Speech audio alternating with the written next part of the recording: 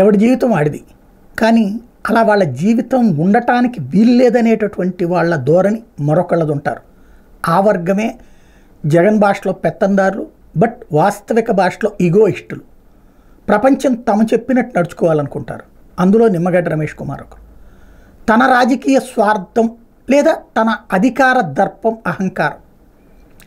ఏ ఐఏఎస్లు ఐపీఎస్లకు కూడా ప్రత్యేకించి ప్రజల విషయంలో వాళ్ళు కిందే ఉండాలని కోరుకుంటారు, కానీ తమ పక్కన ఉండాలని కోరుకోరు. చేతులు జాచే స్థితిలో ఉండాలని కోరుకుంటారు తప్పించి సమస్యలు పరిష్కరించేసి వాళ్ళు ఎవడు మన దగ్గరికి రాకుండా ఉండాలని కోరుకునేటటువంటి వాళ్ళు ఉండొచ్చేమో 1%, 2%, 5%. ఎందుకంటే నిమ్మగడ్డ రమేష్ కుమార్ మాజీ ఐఏఎస్. ఏం చేశారు ఆయన? ప్రజలకి నోటి దగ్గరకు వచ్చినటువంటి వాలంటీర్ సిస్టమ్ని తీపిచ్చారు, వెంటాడారు, వేటాడారు. సరే, తెలుగుదేశం పార్టీ కోసం అని అందరికీ తెలిసింది. కానీ క్రిందటి నెలలోనేమో చివరికి వారం రోజులు పట్టింది, సచివాలయాల దగ్గరికి వెళ్ళి చేయాల్సి వచ్చింది. 3 రోజులు పట్టింది అనుకుంటా.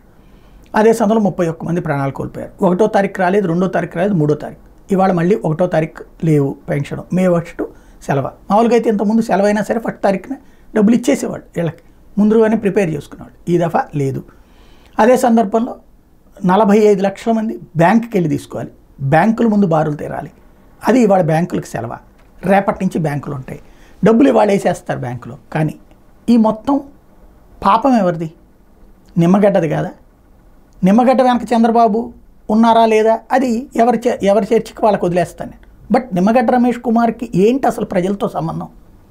ఆయనకి మనకి సాధారణమైనటువంటి పేదవాడికి ఏంటి సంబంధం?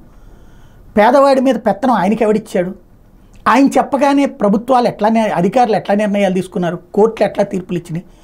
ఒక సామాన్యుడితో సంబంధం లేని విధంగా వ్యవస్థలో ఉన్నటువంటి టెక్నికాలిటీస్ని అడ్డు పెట్టుకుని చేస్తూ ఉంటే, వ్యవస్థలో సామాన్యుడు బలైపోతూ ఉంటే ఎప్పుడు అసలు రక్షణ ఉంటుంది?